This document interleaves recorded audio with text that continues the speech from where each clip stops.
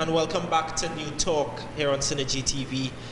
As you can tell, I'm a little bit upset about the closer we get to the reality of domestic abuse, gender-based violence here in Trinidad and Tobago, you realize how under-equipped we are to solve this problem. In Trinidad and Tobago, out of all of the police stations present in the nation, there are only 8 that we can identify, at least, with victim support officers. Only 1 in South Trinidad, only 1 in Northeast. There's a handful in Port of Spain and environs, and in the East, that's Aruca and environs. But beyond that, and outside of folks like the Domestic Violence Hotline, Rape Crisis, Families in Action, Childline, and the Victim Support Unit head office, there aren't folks that we can think of to call, and that means a lot. It brings me back to what I think is the real core question, and I asked it in the previous segment. What can folks do to help? Do we really have any tools whatsoever? Not just to reduce, to eliminate gender-based violence from our social consciousness, but to save people in the present moment. Do we have enough tools, Cheyenne? We have tools. We have tools. We have enough. I think it's important to recognize that it's important that the existing tools we have, people are aware of, and that's been the issue. Yeah. Fair. People aren't aware of the existing resources that are available. I would argue that's a very national problem, actually, with a lot of different aspects of our Trinidadian government and the different branches that they have that operate and give benefits to the citizens that just are not aware of in general.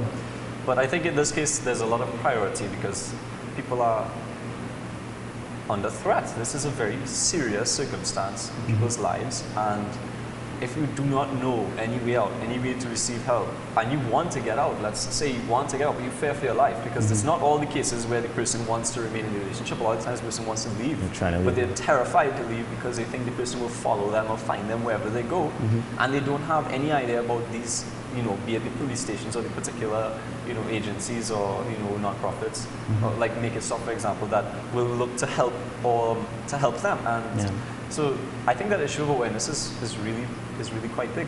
I don't know how exactly we can make this more aware in our cultural setting other than through, the forms of media we already use and through examples like this program.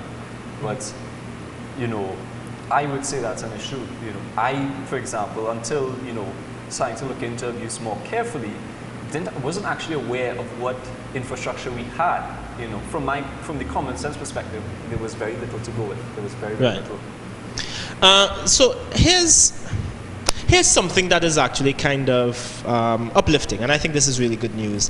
When I told a couple friends of mine that I was going to have 2 gentlemen on my show to talk about abuse, the first question that crossed their mind obviously was, where are the women? Women need to speak out about the violence that they face often on a daily basis at a volume that is much higher than men face it, and that's fine. But I thought it was actually really, really empowering to have a panel of men speak out about abuse and gender-based violence. How important is it that men speak out and be the kind of the change makers around domestic? It's extremely important. I mean, there's, trying to put it in a way that is diplomatic, politically correct. There's a male problem in our society. Right. There's a male problem in our country, and the role of men is important. The role of boys and men are extremely important in dealing with so many issues today that we face. So I think it is absolutely, it's important. Because, let's face it, the majority of the men are perpetrators of violence. Right. And if you don't involve the perpetrators, as I said before, you're not going to solve the problem effectively. Okay, cool. We have to deal with the issues that men face. We have to deal with the gender roles. We have a lot of, it's a lot of work. It's going to be a lot of work. And this is a start in having a conversation amongst men. Right. But next to that, we don't have the conversation at all about men as victims of abuse either. And that's something, it's something that, and you mentioned that police, during the break, we were talking about how seriously police take domestic violence cases. They take domestic violence cases where men are the victims, even less seriously than they take other domestic violence cases, to the point where you would have people confide that they've called the police because they've been abused, and police officers laugh and hang up on them. Yeah? That's how real it is in this country. So I mean, there is this idea that the police will report one thing, they'll tell you what they're capable of, what they will do, but I mean, we all know that the practical experience with the system is often very different to what is claimed. And from what I've heard, from what my friends have experienced, firsthand, being very close, living right next door to a house where a very serious case of domestic abuse was happening, and then hearing about the police's responses to it, the most they can usually do in those moments is show up with their car. They can't actually do anything other than that, unless they suspect murder. But most of the time they don't. They usually mark it off and say, oh, this is just a normal thing. This lady will press charges. Why bother? It's wasting police time. And so it's a very low priority thing in general, despite its dangerous context. And I'm not sure if I mentioned this on air or in break, but the majority of murders are crimes of passion. It's very important to recognize that passion includes these abusive domestic violence situations.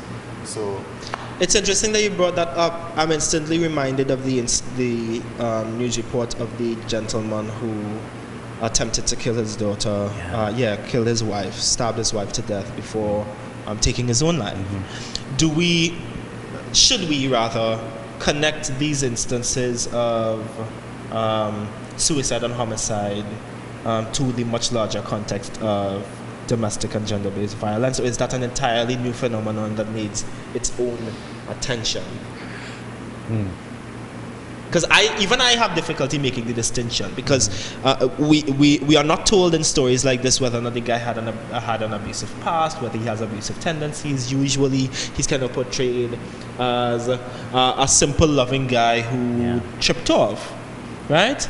But at the same time, this is a very real domestic situation that requires, I don't think, any different set of attention to how we should be dealing with gender-based violence. And we're also involving children, offspring in the mix as well. Like, is there a connection, or should we deal with these things separately? I think there would be a connection, but I don't think the connection be as great. I'm not too sure about all the data that's involving, there's a famicide or something. I'm not sure the word, what's it called? But when basically one member of the family eliminates everybody and themselves in that family. I don't know exactly what are the root causes of that, so I can't actually make an opinion whether or not they are related. But there are situations where I could imagine that they are conceivably related. In other words, let's say the husband kills the wife, or the wife kills the husband, one or the other, and then they're totally enraptured with grief, or the child saw the incident and now they have to clean it up. I mean, of course, these are just wild speculations, but at the same time, we can't ignore that there's a possibility of a link. It's just not having researched it, or not probably doubting that there's any real research on that matter in Trinidad. It is something we may want to look into, considering that it is horrible tragedy to have happen. And I think there were recent incidents, like literally only about 2 or 3 weeks ago, something like that genuinely happened.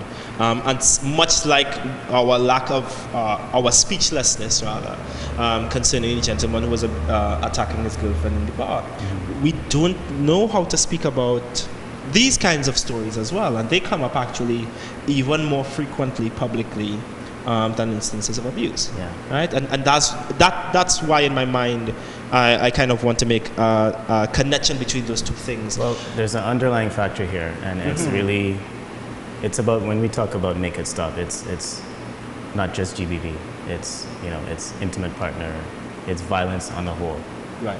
Because that affects the relationships there, and then what we're seeing and what we're hearing about, it stems. Obviously, there's something that is going on that we need to be aware of, and it's a serious issue. And how we deal with our emotions and how we deal with frustrations and conflict. And that's why I'm going to say, actually, I love the slogan, make it stop. We're not asking folks to make it stop. We're not telling someone else it's their responsibility to make it stop. We will make it stop right here and right now.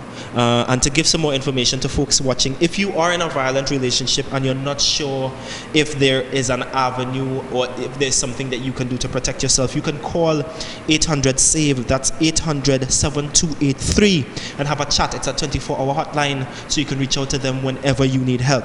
There are 13 shelters here in Trinidad and Tobago that are more than willing to assist if you need help.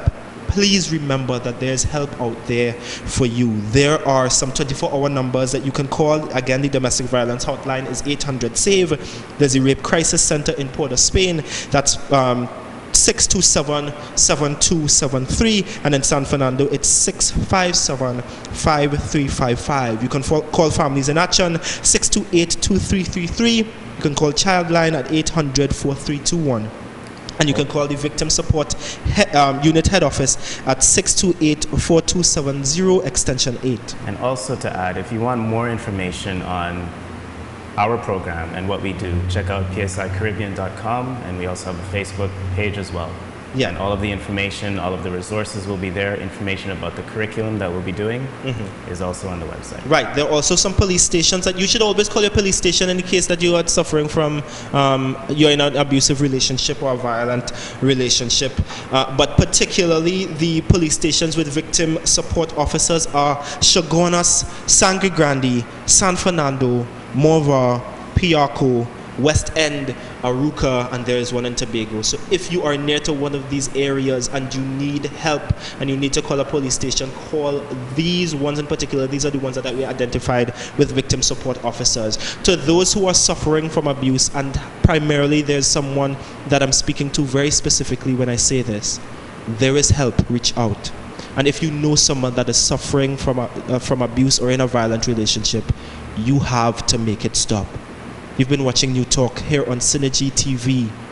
For all those who need it and for all those who can give it, blessings, compassion, peace, and love. We're here next week. Next week is our final episode of New Talk for the year. So make sure to come in and tune in and pay attention. Blessings and peace.